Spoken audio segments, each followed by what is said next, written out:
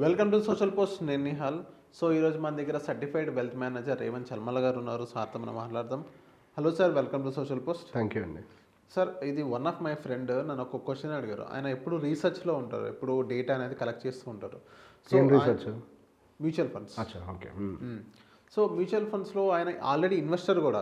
So last 1 year నుంచి చూసుకున్నట్లయితే సరిగ్గా రిటర్న్స్ కూడా సరిగ్గా ఇవ్వలేదు. అండ్ తను ఒక 2 crores కార్పస్ అనేది తను టార్గెట్ పెట్టుకున్నాడు.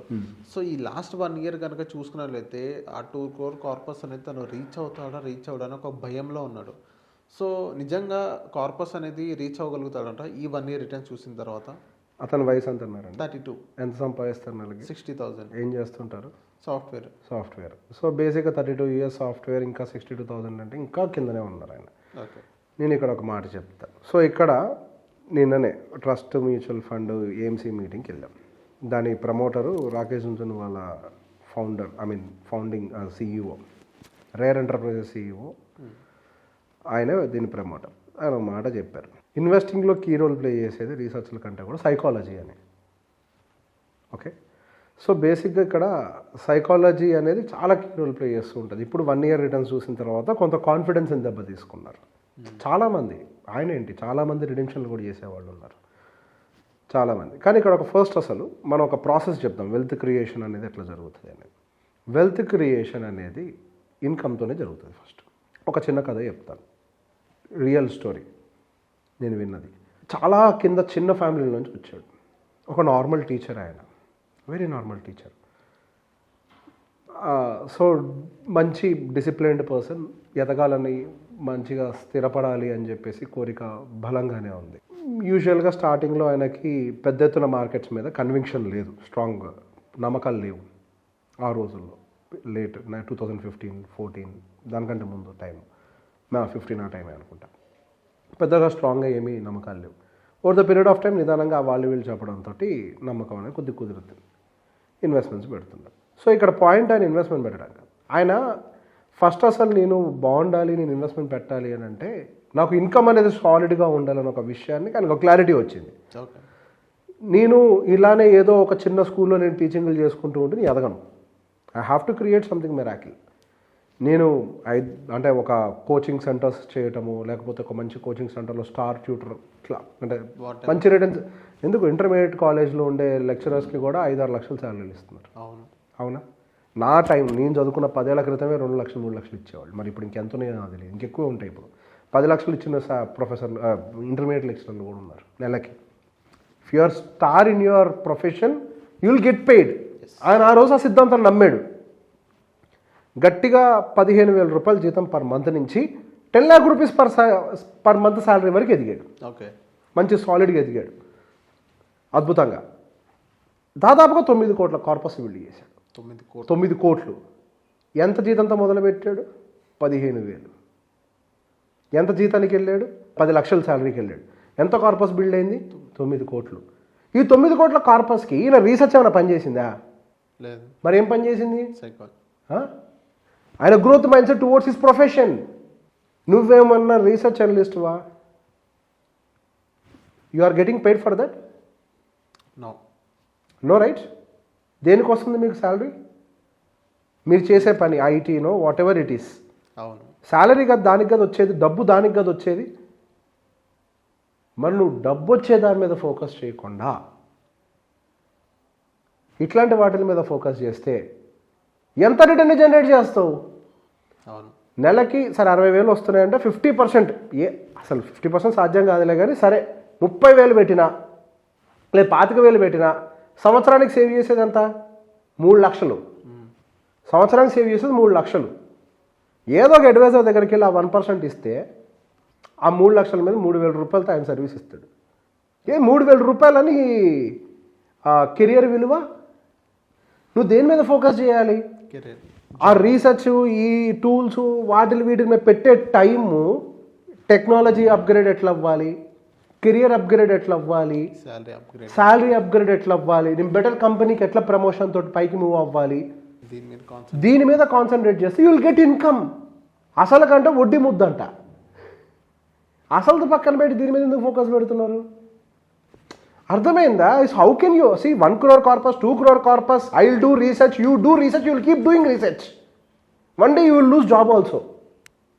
Then will do nothing. End of the day end of the day you will end up doing nothing. అరే ఎవరి జాబ్ వాళ్ళు చేయండి అబ్బా, నేను అవుట్రేట్గా చెప్తున్నాను కదా, ఎవరి జాబ్ వాళ్ళు చేసుకోండి. లేదా కళ్ళు మూసుకొని పెట్టి వదిలేయండి. Any bad fund delivers return కదా, గ్యారంటీ కదా అది. గుడ్ ఆర్ బ్యాడ్, నేను అడ్వైజర్ రూపాయి ఇయ్యకు, నేను ఎవరు అడగలే పెట్టమని. కనీసం డిసిప్లిన్ పెట్టి వదిలే, నువ్వు ఉద్యోగం చేయి ముందు. నా పాయింట్ అది. రీసెర్చ్లని అయ్యి అని ఎందుకు టైం వేస్ట్ చేస్తున్నావు ఇప్పుడు? First grow yourself, retire early, start doing research. Then నీకు ప్యాషన్ ఉంది. See what is life? గాడిద దాకా 60 ఏళ్ళ దాకా పని చేయడమా నీకు నచ్చని పనిని? లేదు. ఒక షాప్కి వెళ్తే ఒక షర్ట్ నచ్చితే ప్రైస్ ట్యాగ్ చూడకుండా కొనగలగటమే మన. అవును, అదే కదా మన లైఫ్. అవును, వాస్తవం. ఒక దారిలో వెళ్ళేటప్పుడు ఒక రెస్టారెంట్ కనబడితే దాన్ని ఎక్స్పీరియన్స్ చేయాలి అన్నప్పుడు ఆ మెనూకి రైట్ సైడ్ చూడకుండా ఉండేదే మన లైఫ్. ఎస్, అది ఎట్లా అచీవ్ చేయగలుగుతాం? When you have a proper income. Without an income ఈ సోదంతా ఎందుకు? I have seen people in stock market, వాళ్ళ జీవితంలో ఏ అప్గ్రేడ్ జరగకుండా, నేను 25 ఏళ్ళ నుంచి ఉన్నాను. గడ్డి పీకావా? గడ్డే పీకింది. నువ్వు నీ జీవితాన్ని పోగొట్టుకోవట్లేదు. అది గొప్ప కాదు 25 ఏళ్ళ నుంచి ఉండటం. నేను గొప్ప అని నేను చెప్పను. నాకు అసలు స్టాక్ మార్కెట్ తెలియదు. నేను గుడ్డిగా నా ఫండ్ మేనేజర్ని నమ్ముకున్నా. నేను మ్యూచువల్ ఫండ్ నమ్ముకునేవాడిని. నేను నా ఫండ్ మేనేజర్ని గుడ్డిగా నమ్మా. అది తెలివితేటలు నేను ప్రదర్శించను ఆయన ముందు. ఓకే, అది తెలివితేటలు నేను ప్రదర్శించడానికి. ఇట్లా వినయంగా ఉన్నాం అనుకో వాళ్ళ ముందు, ఆయన పని ఆయన చేయనియండి. నేనే చెప్తున్నాను అందరికీ, నా క్లయింట్స్ అందరికీ కూడా తెలుసు. I never invest in stocks. నేను ఇన్వెస్ట్ చేస్తాను. మీకు ఎప్పుడైనా చెప్పాను ఒక్క స్టాక్ గురించి? లేదు. నేను చేస్తానా? నా పోర్ట్ఫోలియోలో ఎప్పుడు ఎఫ్ఎన్ఓ ట్రేడింగ్ చేస్తూ ఉంటా, కానీ ఏదైనా అలారం మోగితే ఎప్పుడైనా స్టాకులు కొంటాం అమ్మడం లాంటివి చేసి లేదు. నేను నా ఫండ్ మేనేజర్ని నమ్ముకున్నాను. You do the job better అని. నా పరిమితి ఏంటో నాకు తెలుసు. మరి నేను స్టాక్ మార్కెట్ ఉండే కదా, నిద్ర లెగిస్తే క్యాండిల్స్ చూసుకుంటూ బతికేవాడిని కదా, మరి నేను ఎందుకు కొనట్లే స్టాక్స్? పరిమితి. అంత రీసెర్చ్, అంత హోంవర్క్ నాకు వద్దు. నా పని ఏంటి? ట్రేడింగ్ చేసుకో, రూపాయి సంపాదించుకో. మ్యూచువల్ ఫండ్ డిస్ట్రిబ్యూట్ చేసుకో, రూపాయి సంపాదించుకో. ఇక్కడ నాకు ఇన్కమ్ వస్తుంది, నా ఇన్కమ్ గ్రో అవుతుంది. I'm focusing only on my income. I'm talking about markets, but my focus ఎక్కడుంది? నా ఫోకస్ అంతా నా ఇన్కమ్ మీద ఉంది. Growing my AUM, growing my trading account. అవును, నా ఫోకస్ ఇది. మరి మీకు చెప్పేవాడిని నేనే ఇది చేస్తుంటే మరి మీరేం చేస్తున్నారు? అవును, నా ఫోకస్ క్లియర్గా ఉంది కదా. నేనేమైనా ఇన్వెస్టింగ్ మీద స్టాక్ రీసెర్చ్ చేస్తున్నానా? I'm I wasting time there? Part of my trading profession I'm analysing the markets. ఎప్పుడైనా స్టాక్ అనాలిసిస్ చెప్పానా? స్టాక్స్ చెప్పలేదు నేను వెళ్ళడు.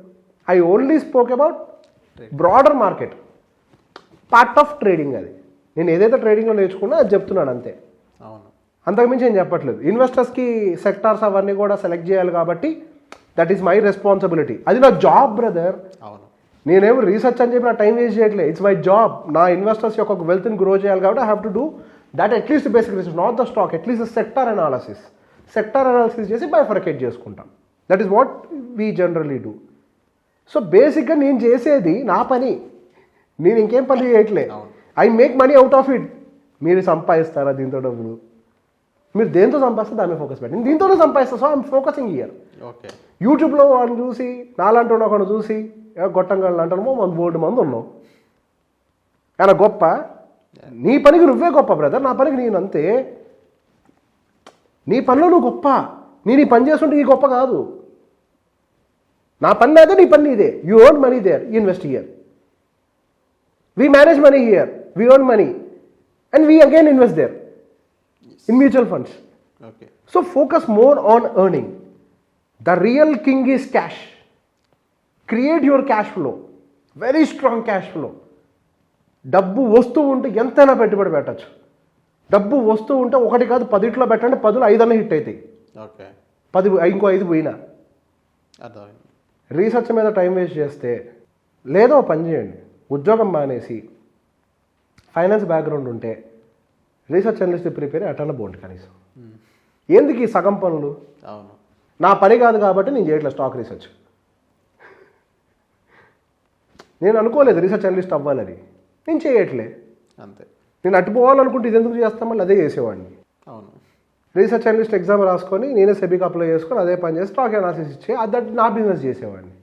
ఎవరి బిజినెస్ ఎవరి పని వాళ్ళదే. You do your job, they do their job, you earn and invest. 2 కోట్లు ఏంటి, ఇప్పుడు ఒక ఎగ్జాంపుల్ చెప్పా, 9 కోట్లు. It is possible only with discipline. When you understand that నా పని అదే, ఎవరి పని వాళ్ళదే. My job is to earn money, invest money. Money will grow. Early age అంతా అయిపోతుంది. ఇన్వెస్ట్మెంట్కి ఒకటే ఫార్ములా, టైం. ఆ ఫార్ములా అయిపోయిందా, you have nothing to do. That formula is limited. రోజు దాటే కొద్దీ దాని ఆయుష్ క్షీణమే. Don't waste your time, grow your career, అంతే. సో థ్యాంక్ యూ సార్, మా సోషల్ పోస్ట్ వచ్చినందుకు. Most welcome.